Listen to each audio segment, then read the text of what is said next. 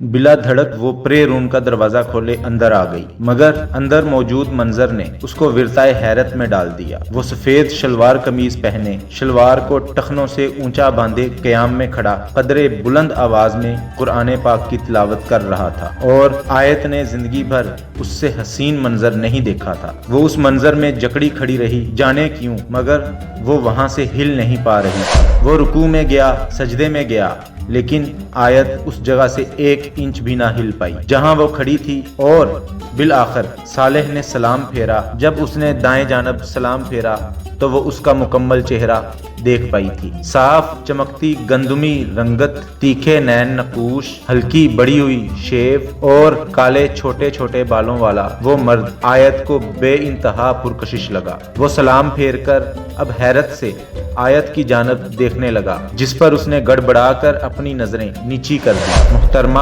کیا آپ کو کچھ چاہیے؟ اور اگر چاہیے بھی تو غالباً آپ کو ایک کمرے میں جہاں تنہا ایک مرد ہو نہیں آنا چاہیے۔ اس کا لہجہ بہت سخت ہو چکا تھا۔ آیت نے بے ساختہ اس کی جانب دیکھا۔ وہ اتنی مسحور آواز والا مرد کتنے سخت لہجے میں اس سے مخاطب ہوا تھا۔ اسے دکھ ہوا تھا۔ میں نماز پڑھنے کے لیے آئی تھی۔ ٹر بولنے والی آیت اس سے زیادہ کچھ نہیں کہہ سکی، البتہ اس کی آنکھوں میں اب نمی تیرنا شروع ہو چکی تھی۔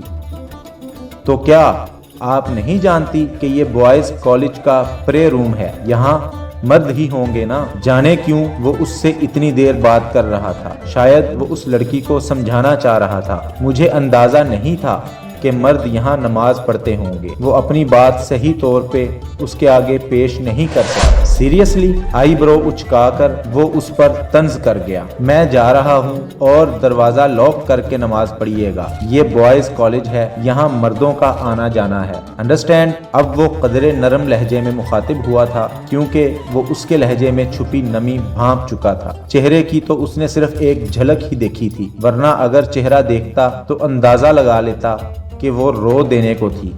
سنیے، وہ اس کے پاس سے ہو کر گزرنے لگا تھا کہ اس کی آواز پہ رک گیا۔ آپ بہت پیاری تلاوت کرتے ہیں۔ وہ تعریف فوری طور پہ ہی کر ڈالتی تھی، نہ موقع دیکھتی تھی نہ حالات۔ اس کی بات پہ اس نے جھٹکے سے اس کی جانب دیکھا، مطلب وہ کیا کہہ رہا تھا اور وہ کیا جواب دے رہی تھی۔ شکریہ۔ وہ اس سے زیادہ کچھ کہہ نہیں پایا۔ اسے انجان لڑکیوں سے بات کرنے کی عادت نہیں۔